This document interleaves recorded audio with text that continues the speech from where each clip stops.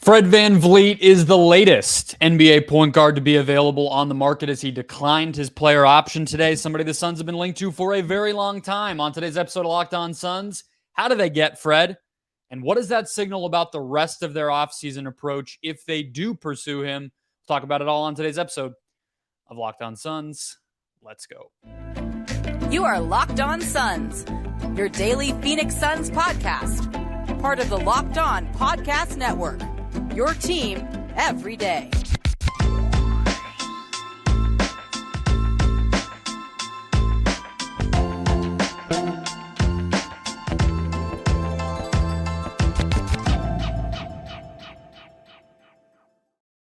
And we're back. This is Locked On Phoenix Suns. We're part of the Locked On Podcast Network, and I'm your host, Brendon Kleen, a credentialed media member covering the Suns for the past 6 seasons, a writer at Suns.com, and the host of the Just Basketball Show wherever you get your podcasts. Thanks for making Locked On Suns your first listen here on this Tuesday. Maybe the NBA Finals are done. Officially off-season time by the time you listen to this. I have some money hoping that it is. Thank you for finding us wherever you get your podcasts. If you want shows every single day throughout the rest of the offseason and into next season and beyond, hit follow or subscribe. Wherever you're finding us, we're free. We're here for you every single day, so become an everydayer and get that show in your feed. Brendon Dueñas is joining us as he does every single week. He is a writer at Bright Side of the Sun and obviously a co-host of this show once per week. Delayed by one day, but that's fine. The news came right on time for us. Brandon, Fred VanVleet, predictably, although not, I don't think, a lock, declining his player option for about $23 million. There's been a bunch of uncertainty around him dating back even to the deadline when they ended up keeping him. And then again, with this new contract, there's still a possibility he could go back to Toronto on a longer, bigger contract. So that's not out of the realm of possibility, but he's somebody we know the Suns were targeting prior to the Durant trade with maybe a Chris Paul deal or an Ayton deal. We don't really know for sure because obviously they went ahead and got Kevin Durant. But how do you like VanVleet as an addition to this team, considering all the possibilities of how they could get him and how he might fit with Durant and Booker on this version of the team?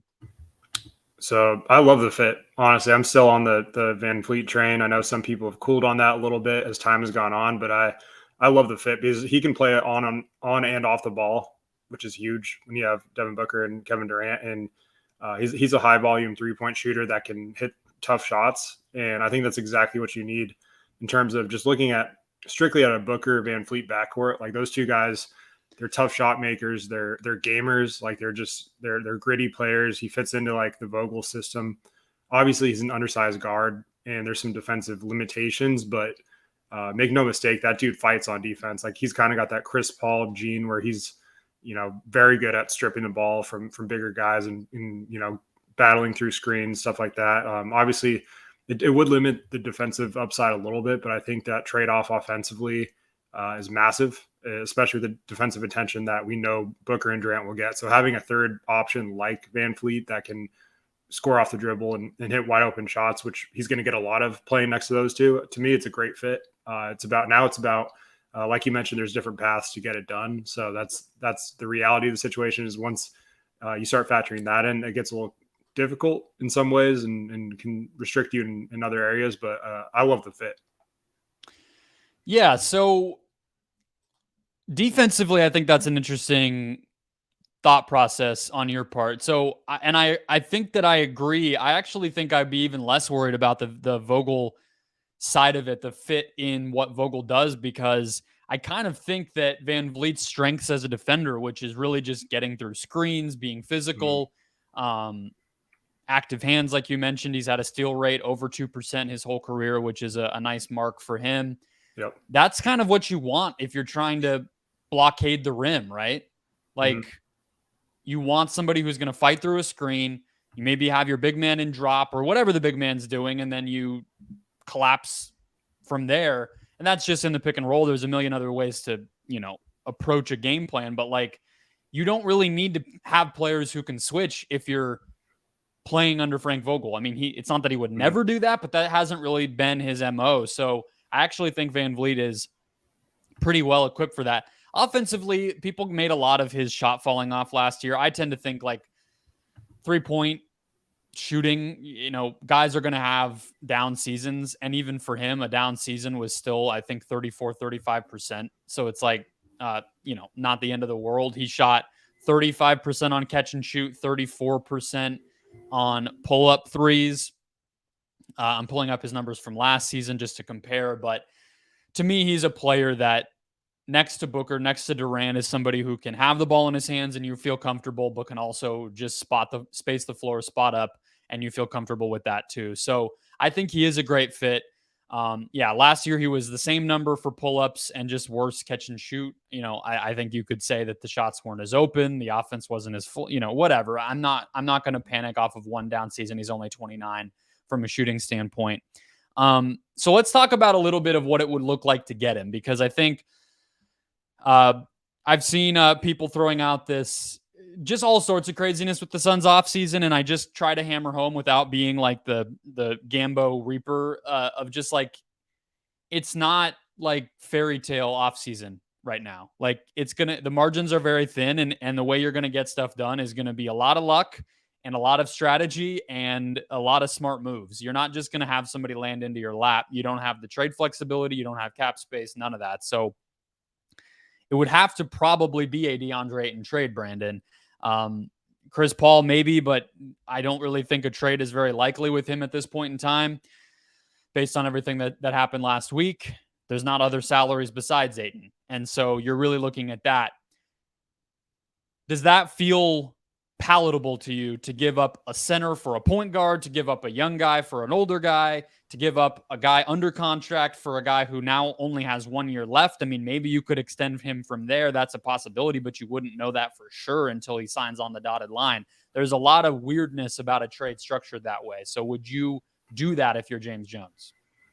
Yeah, I would. And it's obviously there has to be a plan in place for who that replacement at center is going to be. And I'm sure they're already on it. It's a year-round job in terms of if this happens, we have this as our contingency plan. If that happens, we have this. So I think at this point they know what types of centers, and they've probably already started going over it with Vogel, just in terms of if they have to move on from DeAndre, who they'd replace him with. So to me, Ayton's a no-brainer in terms of he would be the guy that Toronto is probably more interested in too, just because they like, long dudes that can, theoretically disrupt defensively. And we've seen what DeAndre can do when he's on. So I think they could view him as someone that they could kind of build around that young core and hopefully take that next step. But just overall, they've been linked to him in the past, right? So yeah, exactly. It's not like it's coming out of nowhere for both players. So VanVleet to Phoenix and Ayton to Toronto. So this has kind of been something I feel like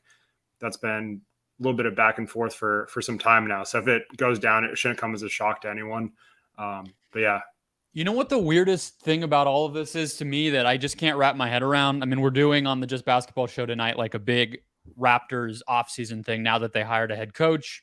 Shout out to Darko Rajakovic, who was a former Suns assistant, and now with VanVleet opting in. I think we just kind of like, oh, it's a reunion. They need to get a more stable center rotation, whatever. But the fact that they traded a first-round pick for Jakob Poeltl at the deadline as he's about to hit free agency, I think that was insane in hindsight. And it really complicates this because Poeltl's not old, but he's also not really going to get better. I think he is what he is. And so you're facing down this offseason if you're the Raptors, where all of a sudden you're maybe going to reset a part of your team if you move on from VanVleet. We know Anunoby's going to have teams trying to get him. Siakam could be on the move with 1 year left on his deal. And they just traded a first-round pick for a guy that just suddenly may not even fit in their future. And it obviously relates to how they would view Ayton. Do they think Poeltl is somebody they want to re-sign long-term? Or was that just like an old-fashioned expiring contract type of trade that the NBA just doesn't really do anymore that the Raptors went ahead and did? It's pretty fascinating. But Toronto has the rest of the salaries to make this work too. They could go high on the high end and try to send back Chris Boucher and send the Suns a little more salary, or they could have either Otto Porter or Thaddeus Young slide in to round that out and get the salaries in the right range to make an Ayton trade work. So it's possible. It's doable. Like you said, it's been connected on both ends. I think we both like the fit. but it's easier said than done. And so the other kind of big picture way that I want to approach this, Brandon, is to zoom out a little bit, because as you mentioned, they would have to have a plan for the backup center. They're going to do something like this where they trade one position for another and all the other domino effects that result from that. You're talking about basically redoing the roster from top to bottom. So for the rest of the show, we're going to look at how it would look if they did that, and then how it would look if they maybe took a little bit of a more conservative approach, re-signed a few guys, kept a few guys, and, built a little more slowly around Booker and Durant.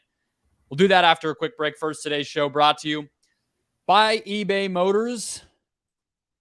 I've recently bought a wheel cover from eBay Motors. I'll tell you about that in a second. But for a championship team, it's all about making sure every player is a perfect fit, and it's the same with your vehicle, no matter what you have.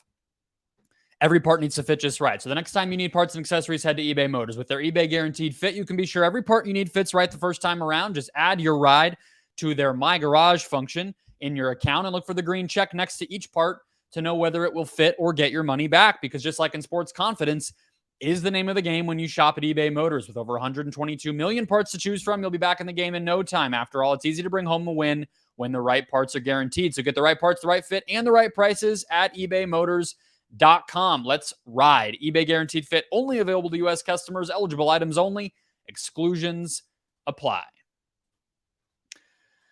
Okay, so just to reiterate what you were saying, Brandon, if they were to do a trade like that, let's say it's Thad Young, who is partially guaranteed for $1 million. So let's say it's VanVleet and Young for Ayton, pretty much straight up. And they cut Thaddeus Young. They extend Fred VanVleet. That's their point guard of the future next to Booker and Durant. They move on from Chris Paul in one of the myriad ways that they could do that, but not a trade, either waiving him or stretching him. They don't bring him back on the minimum. They don't do any of that. They're looking at having the mid-level exception, most likely in that case, and having their point guard. So you're probably talking about re-signing a Brook Lopez or a Mason Plumlee with some part of the mid-level exception, whatever. I mean, you can tell me if you like a different target there. Naz Reid, I guess, maybe could be a potential. But you're really looking at everything but Booker and Durant being different. Do you feel extreme enough about this roster, Brandon, to think that that is just like where they should be headed no matter what? Because I think a lot of Suns fans are looking at this, and if the Suns brought back even one of Ayton and Paul, let alone some of the other guys, Shamet, Payne, etc., they would feel like James Jones failed. Where do you stand on that? So it just goes back to the whole, what are you going to get back for Deandre Ayton thing? And if the trade is worth moving him, then I'm in that camp of, yes, let's blow this thing up. Obviously, Chris Paul, that situation, I'd be open to welcoming him back on a vet min if they go that route and they don't get a point guard in an Ayton trade. Like, say they're to get a wing or even another big or some type of separate deal. But looking at this VanVleet situation more specifically, I think if you go and get VanVleet, like you mentioned, Chris Paul's likely gone. I don't think he's going to accept a 6-man role on a vet min to come here, but I've seen crazier things in the NBA, so you really never know. But overall, I think for me, like I just think the Ayton thing needs to die. Like it's nothing to do with him. I still think he'll have a good career like somewhere else, and it's gonna probably frustrate Suns fans when he puts up 20 and 12. You can't say you want something to die and then say no offense. The word die, it is offensive. It's the turmoil that comes with it, right? So it's just a distraction. I feel like let's say they keep DeAndre and then this whole, leading up to the next trade deadline, it's a whole cycle all over again. Like, are they going to keep him? Are they going to trade him? For me, it's like, I think it's best for both parties to just move on and let him go develop somewhere else where he's A, wanted in his eyes, and B, the Suns get something of value where they can kind of restart and have a whole season to develop that chemistry. Because if you're looking at another midseason trade with DeAndre and they go that route and it kind of blows up a little bit, then you're looking at the same thing we had last season where you're trying to develop chemistry on the fly midway through the season. So I'd rather just go to training camp with like the bulk of your team kind of established and then use a trade deadline to identify weaknesses and fill out the gaps in the roster. So for me, it's just like, I just don't want to go through another trade deadline with what are they going to do with DeAndre? And I'd rather just bite the bullet let's move on and go from there. So on the offseason, kind of like full on every single move show that I did, the best case scenario, I had Rozier coming back. The Ayton trade that I did was Charlotte for Rozier, Cody Martin, and a future first. And I think Kellen Olson came to the same conclusion in his big offseason prediction or like kind of preview piece today. He did the 34th pick this year, whatever, same thing. And Martin and Rozier. So that's another one. Are there any besides VanVleet and Rozier that are guard-centered trades that you think are realistic for Ayton? Because we did a few to start out the offseason, you and I think it was like Dallas was one, Chicago was one. Neither of those are really guard-centered necessarily, although Lonzo's money probably has to come back in the Bulls deal, but he's not going to be playing for you. So are there any other guard-related trades that you think would be worth talking about here that would put the Suns in a similar situation as the VanVleet deal? Not really, in terms of like at least like the guard being the focal point of the trade. But if you look at the Indiana deal with Miles Turner and TJ McConnell, for example, or like, McConnell's not the prize of that package, but you're still getting a guard back that can play. Same with Alex Caruso over in Chicago, like you mentioned, we talked about that. And Vucevic just doesn't really seem like a guy that Vogel would target or the Suns should go after. So if they go the Pat Williams he's a free agent. Yeah, exactly. So that'd have to be a sign and trade. And I don't think the Suns want to commit a ton of money to him. Vogel actually coached him back in Orlando when they were terrible. So I just don't see that being a fit. But okay, that Indiana trade, let's freeze on that one for a second. Is Miles Turner just better than Deandre Ayton? I think at this point you can make a case for it based off the Deandre Ayton we saw in the playoffs. Yes. But based off of, it just depends on which Deandre Ayton we're talking about here. So, but I think guess Turner, I just look at Miles Turner and it's like this upcoming season, he's making 21. The next year he's making 19. They made a really good kind of smart cap move with what they did with his contract by giving him a bunch more money this season when they didn't really need to spend it anywhere else. And then actually really, like, I would even say under market the next 2 years. And Ayton makes, 35 during that time. So it's kind of, I just don't really see that one happening. I'm not saying, that was like your idea. It's obviously been out there, but it's puzzling to me. What about this one as a last sort of possibility there? Something centered on CJ McCollum with the Pelicans. The case would be he's older. McCollum's contract actually, I believe, no, it's the same length. So basically chalk there. But it gives them a younger, more athletic big man option that could play next to Zion for the remainder of his career versus like Valanciunas, who's on an expiring now, Nance, who's not really a starting center necessarily, and even he only has a couple more years left. So I've always liked Ayton in New Orleans. I just don't always feel like there's a realistic trade path, but that was one that came to mind.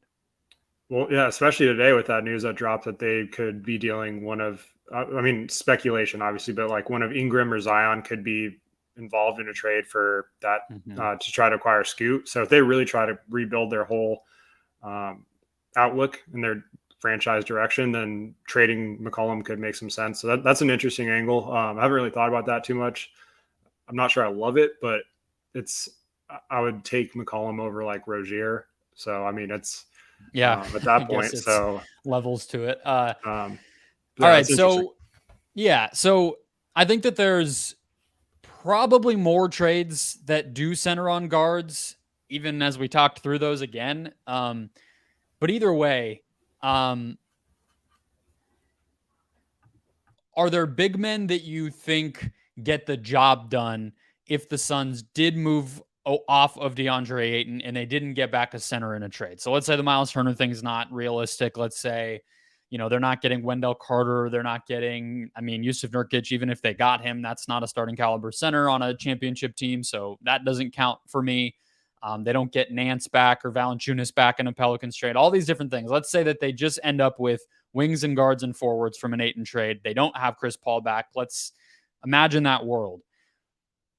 I think a lot of the speculation around the Suns this offseason, when people go down that rabbit hole, is you end up in a situation where you're either like starting Jock Landale or you're just like praying to God that one of the older veteran centers takes your money.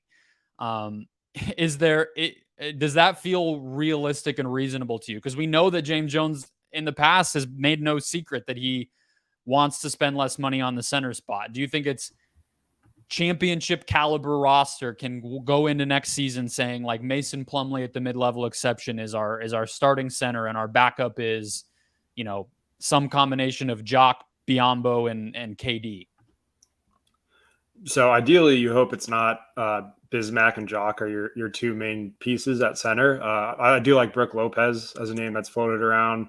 I think he'd be a great fit, but he's going to have a lot of suitors. A lot of teams are thinking the same thing as the Suns. So then at that point, the list really starts to shrink as far as free agents that make sense and could start. That you could go after Plumlee. There's a few other guys that sort of fit that mold. But the beauty of center is you could, at the trade deadline, you could always find a team, a bad team, or it's someone that wants value, maybe a free agent, pending free agency, that's looking to deal center, and you could scoop someone up that's starting caliber a lot easier than I think you can most other positions. So that's the one thing. If you do lean into like going with the guards and wings, which I'd be fine with, as long as it's the right fits and they're really going all in on that, then I think you can survive without having a top tier center.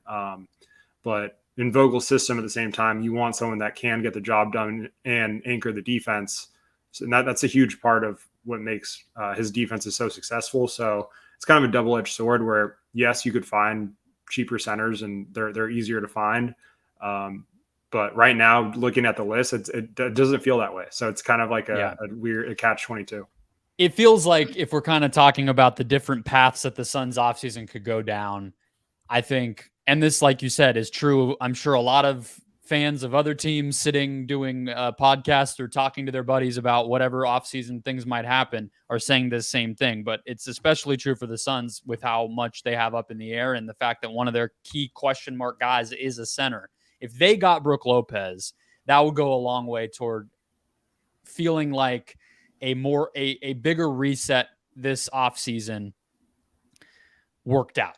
Like if you were to just tell me right now the Suns are going to get Brook Lopez at the mid-level, then I'd be like, well, damn, like a lot more can happen, right? Like a lot. I think you can be a little more risky, you can be a little more aggressive, and like it might sound crazy to be like off in imagination land saying something like that, but look, it's the NBA.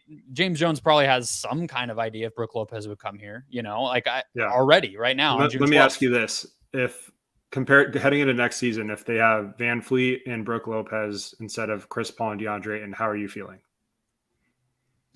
I think you don't get younger all that much because Brook is still old, but you do get younger because he's 35 and Chris is 38. And then, I guess Ayton to VanVleet, maybe it evens out. I just think Brook is really ideal for a lot of the same reasons that VanVleet is, because he can do different things. And I think he's not too like stubborn to have to play one role. So like you could imagine Brook having the ball in his hands and VanVleet being okay with that. You could imagine Brook only playing 20 minutes a game, being okay with that. And I think that's not that Ayton and Chris aren't, but I think both of them have some stubbornness to them. And I think Lopez and VanVleet might not. So that appeals to me. Both of those guys can really shoot it, whereas Chris isn't really a willing spot up shooter and Ayton doesn't do that at all. So if you're talking about it from a floor spacing standpoint, I think that's good. But we're in dreamland. I mean, what odds would you put that being like happening? 5%, 2%, 1%? It's like 6.897%. No, it's pretty slim, but I feel like that is one of the best case scenarios that's both realistic and just fits with what the team really needs. Like I would love to see VanVleet play with the pressure off of him in terms of the defense's focus. We already see Booker, what Durant did for him, opening him up. So then you kind of like multiply that by 2 with VanVleet. He's going to be an afterthought, like for other teams, which is a scary thought in terms of in Toronto. At times he was their only shot creator. They had a lot of talent there, but it was a lot of more defensive minded players that couldn't really, that could dribble, but couldn't really dribble, and could pass, but couldn't really pass. It was just kind of a weird offensive system that really, I don't think optimizes VanVleet. So that's the main intrigue to me, is like Booker and VanVleet alone are one of the best backcourts in the league. And we're not even talking about Durant. So You factor that in. That's a scary big three right there. So to me, I think that's the best case scenario. Probably pretty unlikely though. All right, so let's talk about a version of this offseason where the Suns don't get that lucky. They don't feel like they can really flip everything over that effectively. So they kind of split the difference. And there's two, obviously, Ayton versus Paul. You could keep one or the other. We'll talk about that. We'll talk about other guys on this roster that might be worth keeping and a little bit of a middle ground. Next, first today's show brought to you by the FanDuel Sportsbook. Make a fast break to FanDuel during NBA free agency. That's right. There's betting on free agency, and FanDuel is the place for it. Right now, new customers get a no-sweat first bet up to $2,500. That's $2,500 back in bonus bets if your first bet doesn't win. There's no better place to bet all the playoff action, although we are maybe going to be at the end of that by the time you hear this, and the free agency action, as well as NBA championship odds for next season. The Suns are in fourth place, and I think it's a little, I know you have to split it between East and West, but they're behind the Bucks and the Celtics. I feel like going into next season, you could make a legit case that the two best teams in the league this year, in the postseason this year, were Phoenix and Denver. I'm not, maybe I'm a homer, but I think you could at least make that case. And they're not the top two, so maybe you feel pretty good about those Suns odds, although there's a lot up to be in the air to be determined. But either way, visit FanDuel.com/lockedon and get a no-sweat first bet up to $2,500. $2,500. Throw some money on some different stuff. Have some fun with it. It is courtesy of FanDuel. That's FanDuel.com/lockedon. FanDuel is an official sports betting partner of the NBA. All right, Brandon. So let's close things out here. Talked through a lot of possibilities already, so there might be fewer options in this version of events than what we were talking about before. But I think, personally, the most likely path that I see of a middle ground for the Suns is keeping Deandre Ayton over keeping Chris Paul. But mostly because the way to keep Chris Paul would be most likely to waive him and bring him back on the minimum. If you try to then replace certain losses that you might have, you don't have that mid-level exception to spend, and so it just gets harder. The cleanest way is to stretch Chris Paul, get the mid-level, and then maybe just keep DeAndre Ayton if the trade doesn't work out. I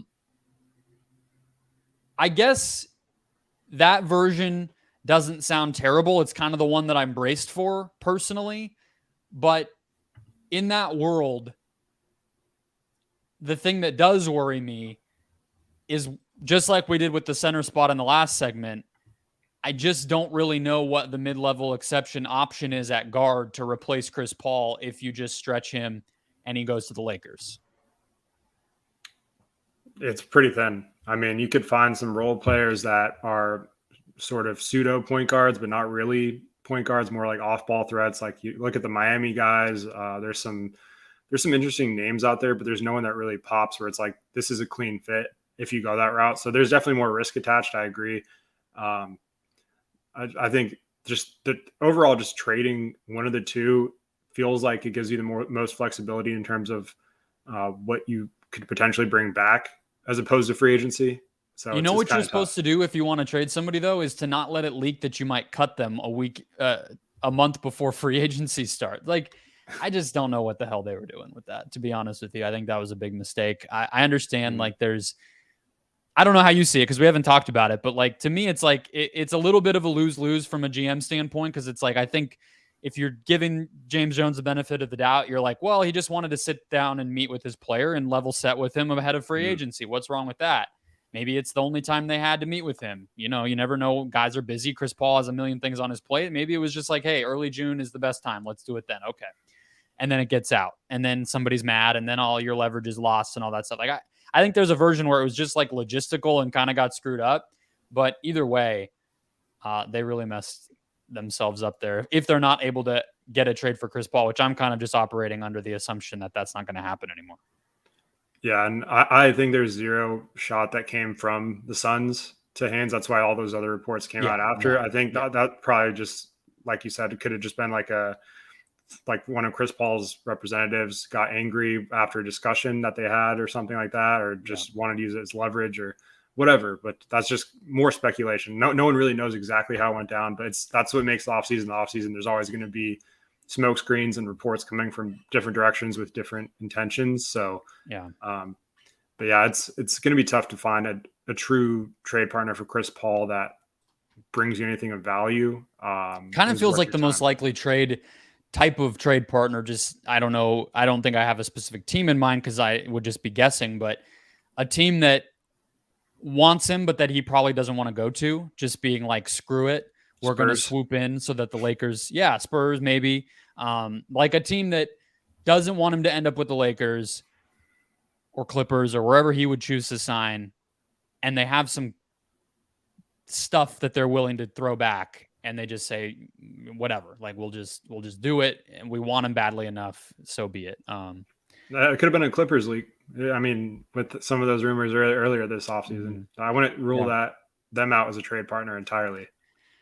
Yeah. So I think the easiest way, if you're going to imagine a world where the Suns do that, basically what I just laid out, which is stretch Chris Paul to get the access to the mid-level, keep Deandre Ayton, don't trade him because there's not a good enough deal. There's not a good enough deal for Paul, so you kind of split the difference, is to treat Devin Booker as your primary ball handler. And I talked about this a little bit last week because that opens up a lot more guys that I think are more kind of desirable free agent targets who you might actually be able to get on a mid-level. And I listed some of them last week. I don't know if anybody comes to mind when I put it that way to you, but I even think from a Suns free agent standpoint, that makes some of the guys better candidates to come back.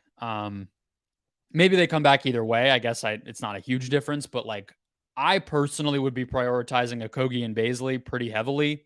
But I even think you could convince me Torrey Craig would be reasonable to bring back, TJ Warren, if all of these guys are in maybe smaller roles, especially Craig. I don't think you want him to be like starting a do or die playoff game for you again, because you've already seen how that goes. But those four wings, I think if they came back, I would be totally fine with that. Craig, Warren, Okogie, and Bazley. Like, those are guys I could see getting better in year two, and I think they really fit with Booker and Durant. Yeah, no, I agree. And I think especially, like you said, just the smaller role part where they're more suited to be off the bench in terms of like that's what their plan's going to be heading into it. Whereas Monty we saw what he did with his rotations, and they're a little bit all over the place in the playoffs, and he kind of waited too late for certain adjustments. So with him gone, I think that makes it more likely someone like a TJ Warren or Torrey Craig would come back with how inconsistent their roles were.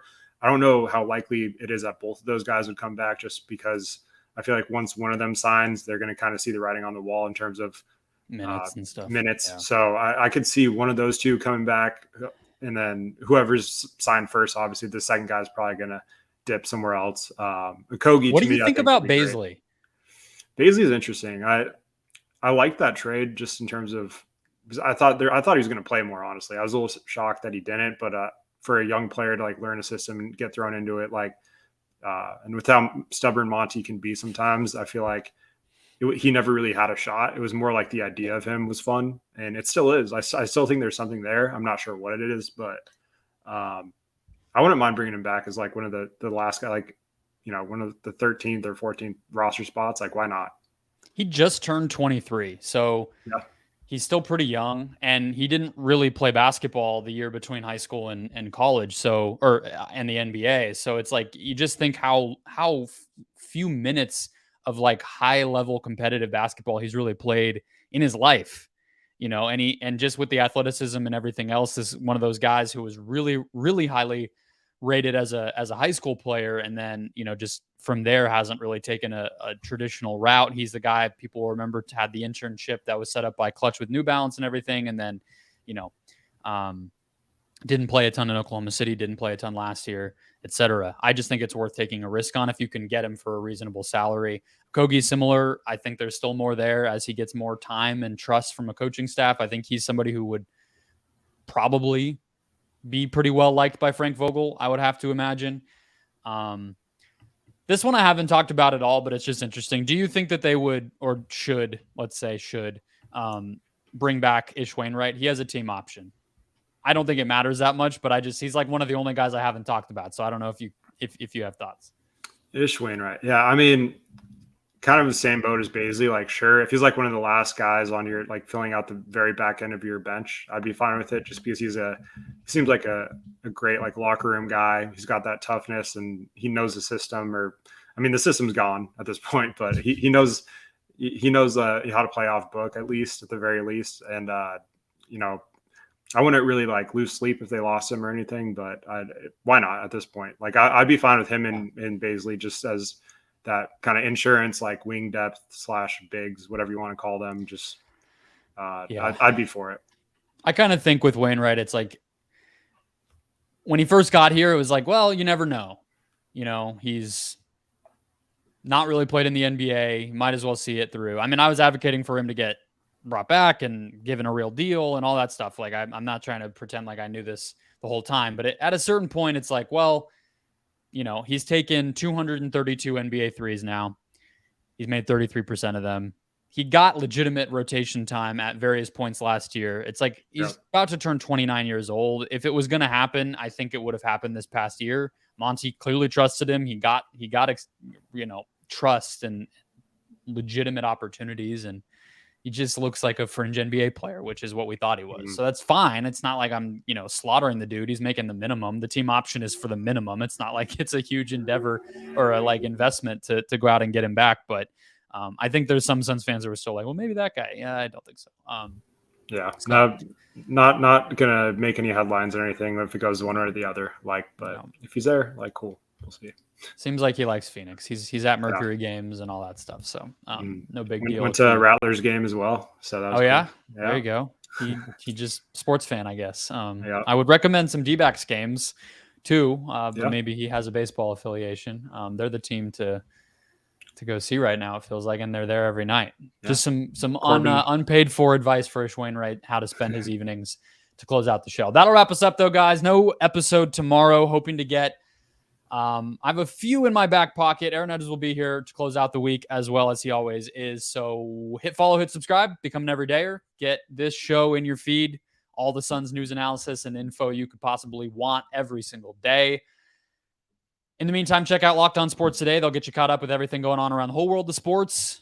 That show's available on all podcast platforms as well. And I will catch you guys on Wednesday.